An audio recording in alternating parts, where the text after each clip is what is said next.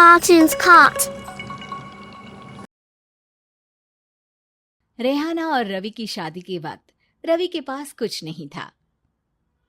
रेहाना, तुमने मुझसे शादी करके एहसान किया है। मुझसे ज्यादा तो तुम कमाती हो। अरे तो क्या हुआ, एक दिन आएगा रवि कि तुम खूब पैसा कमाओगे। मुझे तुम पर पूरा विश्वास है। रवि और रेहाना खुद को स्टैंड करने के लिए पूरी मेहनत करते। रेहाना, मैं नौकरी नहीं करना चाहता हूँ। तो कोई बात नहीं, मैं नौकरी करके घर चलाती हूँ, तुम बिजनेस सेट करने की कोशिश करो। एक दिन रेहाना, तुम जानती हो, मैंने जो विज्ञापन बनाने वाली कंपनी खोली थी ना, उसे बड़ी ब्रांड का ऑफर आया है। अब हम लोगों के दिन ब्यारे न्यारे हो गए हैं। मैं जानती थी रवि कि एक दिन तुम सेटल हो जाओगे। रवि का काम अच्छा चल जाता है। एक दिन वो रेहाना से कहता है, रेहाना, अब हम लोगों का बच्चा भी हो गया है। बहुत छोटा है वो। उसका ख्याल कैसे रखेंगे हम?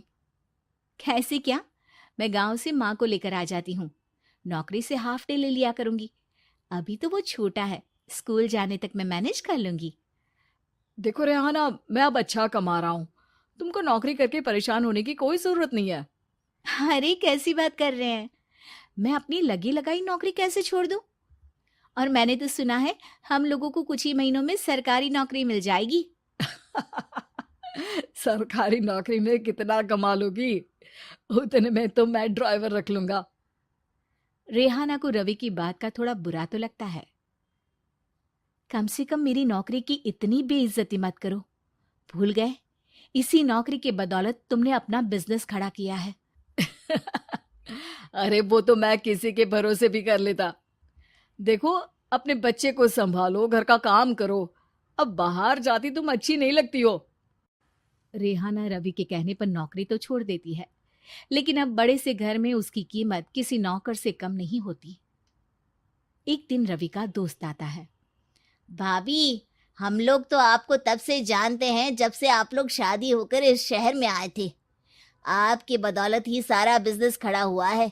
ये किस्मत तो आप ही की है भाभी। हाँ हाँ भाई, हमारी मेहनत तो कुछ है ही नहीं। अरे होगी, लेकिन भाभी की किस्मत के आगे कुछ नहीं।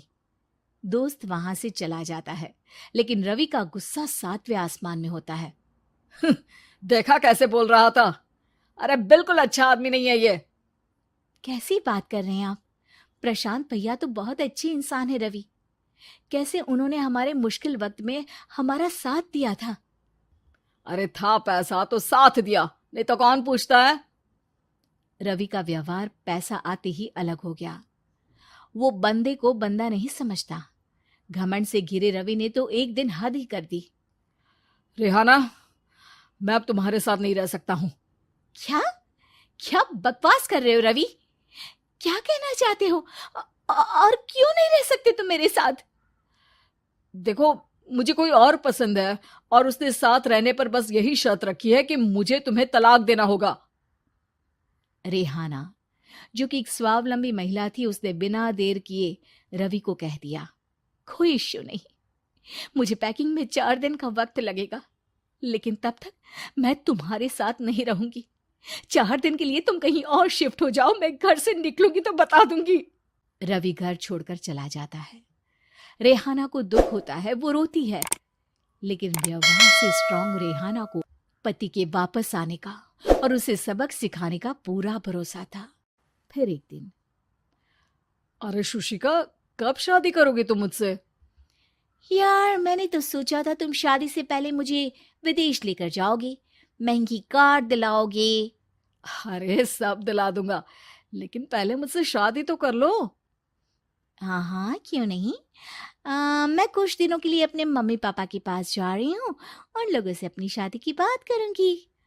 अरे शुशिका, कैसे रहूंगा मैं तुम्हारे बिना? अब तो शादी ही होने वाली है हम लोगों की। शुशिका रवि को छोड़कर चली जाती है। रवि घर आता है, जहां रेहाना को ना पाकर उसे सब अजीब लगता है। घर तो रेहाना के बिना कुछ नहीं है। बच्चे की याद भी आ रही है।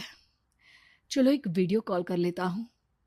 रवि रेहाना को वीडियो कॉल करता है, लेकिन रेहाना फोन नहीं उठाती।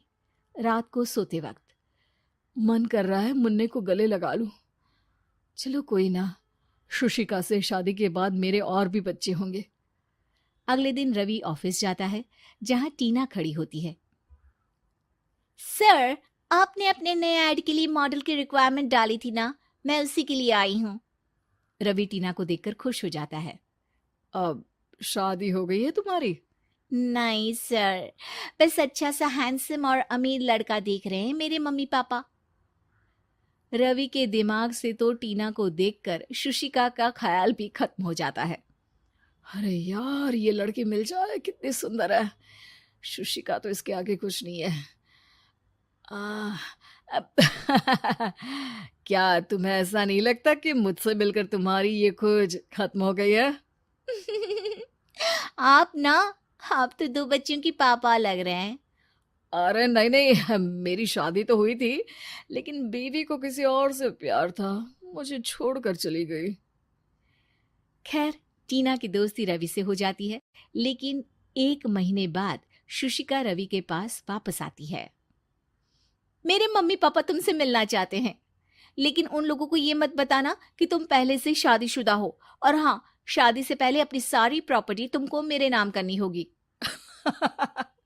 अरे पागल, अब मैं तुमसे शादी ही नहीं करना चाहता। भला ऐसी लालची औरत से कौन शादी करेगा? तभी वहां टीना आ जाती है। रवि, ये पागल सी औरत कौन है? देखो, तुमने ही कह दिया ना पागल, तो पागल ही है। पता नहीं कौन है, कह रही है शादी कर लो, लेकिन शादी से पहले अपनी सारी प्रॉपर्टी मेरे नाम कर दो। बोल तो सही रही है। वैसे तुम जानती हो, मेरी एक सहेली है, उसके पति ने उसे पैसा आते ही छोड़ दिया, जबकि उसको खड़ा करने वाली ही मेरी सहेली थी। और मुझे भी भरोसा नहीं है। अगर मैं भी तुमसे शादी करूंगी तो तभी जब तुम मेरे नाम अपनी सारी प्रॉपर्टी कर दोगे। अरे हाँ हाँ, क्यों नहीं, बिल्कुल कर दूंगा। रवि और टीना की शादी की तारीख तय हो जाती है। वो अपनी सारी प्रॉपर्टी के कागज लेकर शादी वाली जगह पर पहुंचता है, लेकिन वहां टीना आती नहीं। रवि टीना को मैसेज करता है। कहाँ हो? सॉरी, मैं तुमसे शादी नहीं कर सकती, मुझे तुमसे भी ज्यादा पैसे वाला मिल गया। रवि को गुस्सा आ जाता है।